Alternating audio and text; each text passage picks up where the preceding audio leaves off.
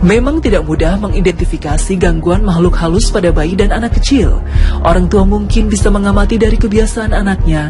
Jika dirasa ada gejala yang terasa ganjil, maka mungkin orang tua patut curiga.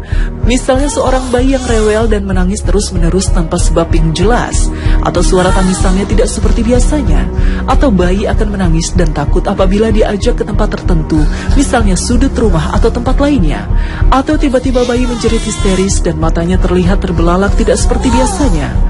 Selain itu, ada banyak tindakan pencegahan yang bisa dilakukan orang tua, mulai dari mengazankan bayi yang baru lahir, mengakikahkannya hingga memohon perlindungan kepada Allah untuknya dengan doa yang telah diajarkan oleh Nabi Sallallahu Alaihi Wasallam.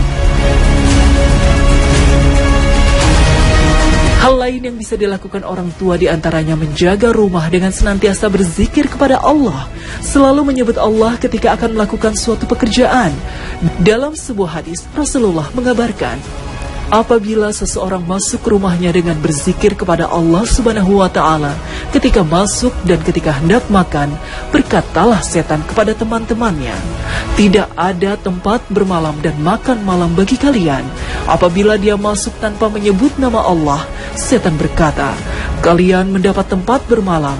Apabila dia juga tidak berzikir ketika hendak makan, setan berkata, kalian mendapatkan tempat bermalam dan makan malam.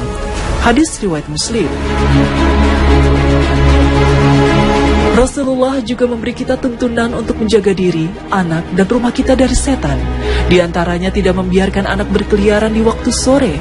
Rasulullah Shallallahu Alaihi Wasallam dalam sabdanya mengkaitkan maghrib atau waktu senja dengan kemunculan setan. Menurut Ibnu Qayyim al-Jauzi, senja merupakan waktu yang paling disukai setan. Pergerakan setan pada malam hari lebih hebat daripada siang hari, sebab kegelapan malam memberikan kekuatan kepada mereka. Pada waktu senja, Rasulullah melarang anak-anak kita untuk keluar rumah. Ibnu Hajar mengatakan bahwa hikmah larangan ini bertujuan untuk menjaga anak-anak dari gangguan setan. Kotoran-kotoran dan najis yang seringkali menempel pada anak-anak usai bermain itulah yang menarik perhatian setan. Rasulullah juga meminta kita untuk menjaga etika supaya terhindar dari gangguan setan. Setan tidak mampu membuka makanan dan minuman yang sebelumnya yang dibacakan bismillah. Inilah sabda beliau tersebut. Apabila malam telah datang atau pada waktu sore, tahanlah anak-anak kalian karena setan sedang berkeliaran ketika itu. Apabila telah berlalu sesaat dari awal malam, biarkanlah mereka. Tutuplah pintu-pintu dan sebutlah nama Allah, membaca basmalah, karena setan tidak bisa membuka pintu yang ditutup dengan menyebut nama Allah. Tutuplah tempat minum kalian dan sebutlah nama Allah. Tutuplah bejana-bejana kalian dengan menyebut nama Allah, walaupun dengan membentangkan sesuatu di atasnya. Dan padamkanlah lampu-lampu kalian. Hadis riwayat Bukhari dan Muslim. Hadis tersebut juga menjelaskan besarnya manfaat bismillah untuk melindungi diri, keluarga, serta rumah kita dari gangguan setan. Karena setan tidak akan mampu menembus sesuatu yang disebutkan nama Allah padanya. Rasulullah juga menyuruh kita membaca bismillah ketika kita membuka dan mengenakan pakaian, karena penghalang dari mata jin dan aurat manusia adalah asma Allah. Banyak kejadian manusia dirasuki karena dicintainya, dan ketika diruqyah bangsa jin mengaku sering melihat auratnya ketika di kamar mandi. Bagi orang yang beriman, ketundukan kepada Allah dan Rasul-Nya tanpa syarat hadis ini tentu juga berlaku untuk orang dewasa. Ketika waktu maghrib tiba, sejenak kita menghentikan aktivitas dan bergegas ke masjid untuk menunaikan sholat maghrib berjamaah. Karena waktu sholat maghrib begitu pendek, maka lebih baik menunda aktivitas lain. Dahulukan sholat maghrib, penuhi jiwa dengan rasa syukur dan bertawakal kepada Sang Pencipta. Senja adalah waktu peralihan antara siang dan malam. Allah telah membuat aturan bagi hambanya. Waktu siang digunakan untuk bekerja dan mencari rizki. Waktu malam adalah waktu istirahat dan tidur. Dan kami telah menjadikan tidurmu untuk istirahat, dan kami jadikan malam dengan gelapnya sebagai pakaian yang melindungi, dan kami telah menjadikan siang dengan cahaya terangnya sebagai masa untuk mencari rezeki. Quran Surat An-Naba 9-11.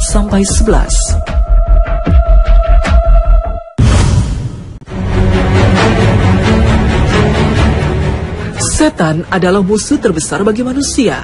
Mereka akan melakukan berbagai cara untuk menjerumuskan manusia agar mengikuti jejaknya ke neraka. Ketika cara yang satu gagal, maka akan ada 1000 cara lainnya yang akan digunakan setan untuk menyesatkan manusia. Upaya setan dalam menjerumuskan manusia bahkan dimulai ketika masih bayi. Lebih tepatnya ketika bayi baru saja lahir, setan pun akan langsung datang menghampiri dan menjalankan aksinya, sehingga seketika itu juga sang bayi akan menangis. Inilah sebabnya mengapa bayi yang baru saja lahir akan menangis, sebagaimana dijelaskan oleh Rasulullah SAW dalam beberapa riwayat hadis mengenai hal ini. Tidak ada seorang bayi pun dari anak Adam yang terlahir kecuali ia pasti mendapatkan tusukan dari setan, sehingga bayi itu menangis dan menjerit karenanya, kecuali Maryam dan putranya Nabi Isa alaihissalam. Hadis riwayat Bukhari dan Muslim.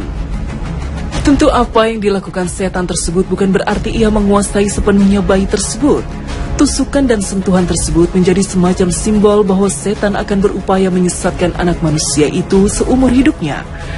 Dengan penanganan yang baik dan benar, insya Allah tipu daya setan tersebut bisa dihindari dan anak tersebut bisa beranjak besar menjadi anak yang soleh. Semua keturunan Adam, entah muslim, entah kafir, mendapat perlakuan seperti itu dari setan. Bahkan termasuk juga para Nabi SAW, Maryam dan putranya Nabi Isa yang tidak bisa didekati oleh setan ketika mereka lahir. Dalam riwayat lain disebutkan, ketika setan berusaha menusuk Maryam dan putranya Nabi Isa, ia tidak mampu melakukannya, ia pun melakukannya dari balik tirai. Ketidakberdayaan setan terhadap Maryam dan putranya ini berkat doa kedua orang tua mereka. Doa ini Allah abadikan dalam firman-Nya. Maka tatkala istri Imran melahirkan anaknya, dia pun berkata, "Ya Tuhanku, sesungguhnya aku melahirkannya seorang anak perempuan, dan Allah lebih mengetahui apa yang dilahirkannya itu. Dan anak laki-laki tidaklah seperti anak perempuan. Sesungguhnya aku telah menamai dia Maryam, dan aku mohon perlindungan untuknya, serta anak-anak keturunannya kepada pemeliharaan Engkau daripada syaitan yang terkutuk." Quran Surat Ali Imran 36. Oleh sebab itu, salah satu doa yang dianjurkan untuk melindungi anak-anak dari kejahatan setan adalah doa yang dipanjatkan oleh ibu dari Maryam, yang artinya, "Ya Allah, lindungilah anakku dan keturunannya dari setan yang terkutuk." Nabi kita SAW juga mengajarkan doa yang senada yang beliau panjatkan ketika memohon perlindungan kepada Allah untuk kedua cucunya Hasan dan Hussein. Beliau Nabi Muhammad SAW berdoa, "Wa'idzukumullah bikalimatillah adammah min kulli syaitanin wa hamma wa ainin lammah." Aku memohon perlindungan untuk kalian berdua dengan kalimat Allah yang sempurna dari setan dan dari sengatan binatang dan dari setiap pandangan mata jahat. Beliau SAW juga mengatakan bahwa Nabi Ibrahim pun mendoakan kedua putra beliau, Ismail dan Ishak, dengan doa ini.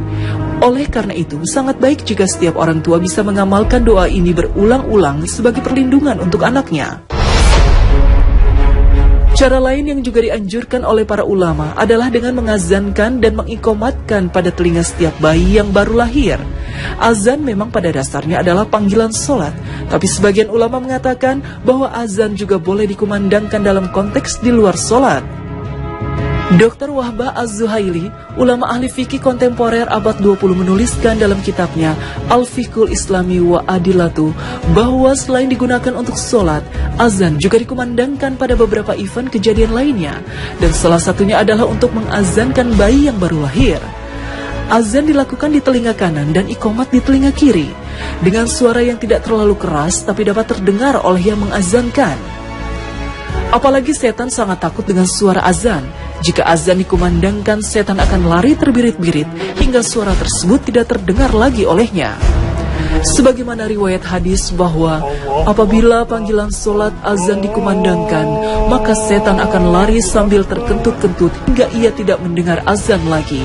Hadis riwayat Bukhari dan Muslim.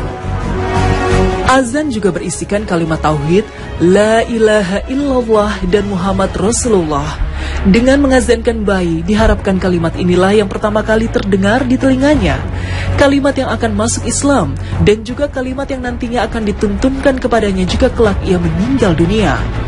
Dalam hadis yang diriwayatkan oleh Imam Tirmizi dikatakan dari Abu Rafi, ia meriwayatkan, "Aku melihat Rasulullah Shallallahu Alaihi Wasallam mengazani telinga Al Hasan ketika dilahirkan oleh Fatimah."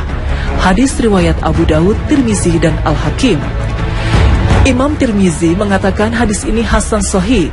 Imam Hakim juga berpendapat sama, demikian juga dengan Imam Nawawi. Salah satu cara lagi untuk melepaskan anak dari gangguan setan adalah dengan mengakikahkannya.